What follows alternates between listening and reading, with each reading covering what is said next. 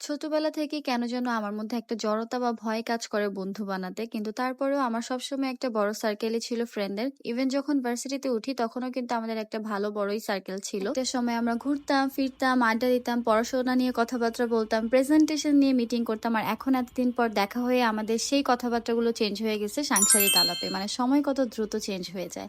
আসসালামু আলাইকুম, কেমন আছো তোমরা সবাই? আশা করছি সবাই অনেক বেশি ভালো আছো। আমরাও আলহামদুলিল্লাহ আল্লাহর রহমতে অনেক বেশি ভালো আছি। আচ্ছা, বাকি ভিডিওটা শুরু করার আগে তোমাদেরকে আমি আগে একটা কোশ্চেন করবো, আর অবশ্যই সেটার অ্যান্সার সবাই দিয়ে যাবা। সেটা হচ্ছে, এখন যেহেতু ফিফা ওয়ার্ল্ড কাপ চলতেছে, সবাই তো কম বেশি ফুটবল দেখতেছে, সবার মধ্যে একটা এক্সাইটমেন্ট কাজ করতেছে। তাই তোমরা যারা আমার ভিডিওটা দেখছো তারা সবাই আমাকে কমেন্ট করে জানাবা যে কে কোন টিমকে সাপোর্ট করতেছো। আমি দেখতে চাই যে কোন টিমের কমেন্ট বেশি আসে।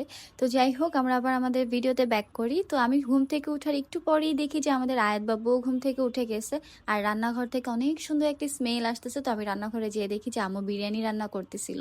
তো ওই দিন খাওয়া দাওয়া করে ওই দিন আর কোনো ভিডিও করা হয় না। এটা আবার পরদিন সকালের ভিডিও। ঘুম থেকে উঠেই আবারও দেখি এদিন সকাল সকাল বৃষ্টি পড়ছিল। এরপর আমরা হচ্ছে একটু একটু করে বিরিয়ানি খেয়ে ব্রেকফাস্টটা করে ফেলে, যেহেতু লেট করে উঠেছিলাম। আর এইদিকে হচ্ছে লামিয়া তালশাঁসগুলো সবগুলোকে ছিলে রাখতেছে। অনেক দিন যাবত তালশাঁস খেতে চাচ্ছিল, কিন্তু মা খুঁজে পাইতেছিল না। এরপর ফাইনালি খুঁজে নিয়ে আসছিল। এরপর হচ্ছে সন্ধ্যাবেলা আবার আমি, আয়ান আর লামিয়া একটু বাহিরে গিয়েছিলাম লামিয়ার জন্য একটা জুতা খোঁজার জন্য, বাট আমরা অনেক হাঁটাহাঁটি করি, জুতা আর খুঁজে পাই না। এরপর বাসায় এসে দেখি যে মা আম কাটতেছিল আচার দেওয়ার জন্য। আর এই দিন রাতেই কিন্তু হচ্ছে আমরা আবার ফুচকা চ্যালেঞ্জ করেছিলাম, যেটা ভিডিও অলরেডি তোমরা আমার ফেসবুকে দেখে ফেলেছো। সেদিন আবার ব্রাজিলেরও ফার্স্ট ম্যাচ ছিল মরক্কোর সাথে। আর ওই দিন তো নেইমারও খেলতে পারবে না, ইনজিওর্ড ছিল। সবকিছু মিলে একটু ভয় লাগতেছিল। আর ওই দিন ভালো খেলে নাই, ম্যাচটাও ড্র হয়েছে।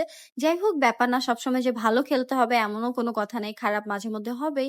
যেহেতু একটা গেম হার জিত থাকবে, একজন না হারলে তো আর একজন জিতবে না। আর সবসময় যে একটা টিমের ভালো করতেই হবে এমনও কোনো কথা নেই।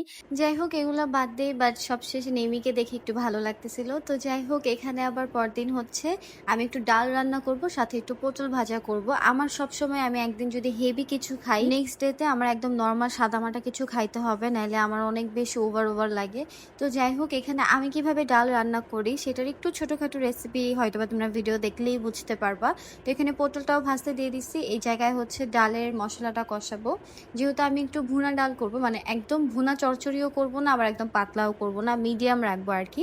তো ওই ক্ষেত্রে হচ্ছে মশলাটাও কষিয়ে নিয়েছিলাম। এরপর ডালটা দিয়ে ডালটা কিছুক্ষণ ভেজে এরপর হচ্ছে পানি দিয়ে দিব। তো এখানে পটল ভাজাতেও আমি একটু পেঁয়াজ ভাজা দিব, এর জন্য পেঁয়াজগুলো দিয়ে ভেজে নিচ্ছিলাম। আর এদিকে দেখো ডালের মধ্যে পানি দিয়ে দিয়েছি, টমেটো আর কাঁচামরিচও দিয়ে দিয়েছি। এখন আমি পটলের যে পেঁয়াজটা ভাজছিলাম সেটার মধ্যে একটু রসুন বাটা দিব, সাথে হলুদ, মরিচ, জিরা, ধনিয়া গুঁড়া দিয়ে একটু লবণ দিয়ে ভালো মতো এটাকেও ভেজে নিব। ডালটাও প্রায় রান্না করা শেষ, তাই ধনিয়া পাতা দিয়ে দিয়েছি। আমি না কেন যেন মাঝে মধ্যে প্রপার রান্নার ভিডিও করি না, আর রান্নার ভিডিও করলেও কখনোই আমার মনে থাকে না রান্না শেষের একটা ভিডিও নিতে। তো যাই হোক, এরপর সন্ধ্যাবেলা খাওয়া দাওয়া করে আমি টেলার ভাইয়ের কাছে চলে গিয়েছিলাম। আমার আর আম্মুর ড্রেসটা হয়ে গেছে, তো ড্রেস আনতে যেয়ে আবার মার সাথে দেখা হয়ে গেছে। তো মা আর আমি একসাথে উপরে আসলাম। এটা আবার পরদিন সকালের ভিডিও। ঘুম ভাঙছে আমার, হচ্ছে আমার একটা পার্সেল আসছে সেটার কলে। এরপর পার্সেলটা রিসিভ করলাম। এর একটু পরে দেখে আয়াত আমাদের বাসায় স্কুল ড্রেস পরেই চলে আসছে। মানে আমাদের ভালোবাসার টানে সে আর স্কুল থেকে বাসা যায়নি, ডিরেক্ট আমাদের বাসাতেই চলে আসছে। যাই হোক, এখানে আম্মু রান্না বান্না করতেছে, আর এদিকে আমি আমার কাকিকে নাস্তা দিচ্ছিলাম, সাথে আমিও নাস্তা করে নিচ্ছিলাম। নাস্তায় ছিল তন্দুরি রুটি, চা আর হচ্ছে ডাল ভাজি। তো নাস্তাটা খেয়ে আমি শাওয়ার করে চলে আসছি। অ্যান্ড ফাইনালি শুরুতে যে তোমাদেরকে বলেছি ফ্রেন্ডদের সাথে বের হবো, সেই দিনে চলে আসছি। আসলে অনেকগুলো ভিডিও একসাথে জমেছিল, তাই একসাথে এডিট করে ফেলেছি।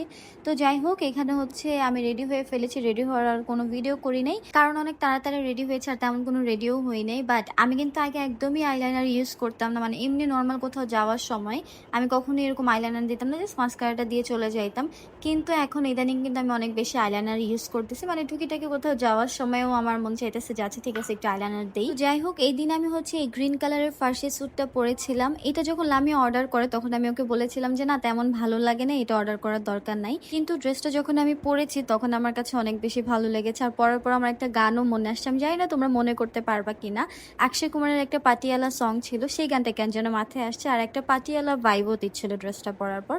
তো যাই হোক, এরপর হচ্ছে প্রথমে আমার সাথে রিয়ার দেখা হয়ে গেছে। রিয়া আমার জন্য মেট্রো স্টেশনেই ছিল। ইভেন আমি উপরে উঠতে উঠতে আবার আমার বান্ধবী আমার জন্য মেট্রো কার্ডও কেটে রেখেছিল, যেন আমার উঠে আর কাটা না লাগে। তো ওকে দেখি আগে আমরা দুজন আগে হাগ করি, কারণ আমাদের অনেক দিন পর দেখা হয়েছে। তো এরপর আমরা দুজন মিলে একসাথে চলে যাই 12 নম্বরে, যেহেতু আমাদের বাসা কাছাকাছি। সেখানে আবার আমাদের আরো দুই বান্ধবী ওয়েট করতেছিল, তিশা আর নওশিন।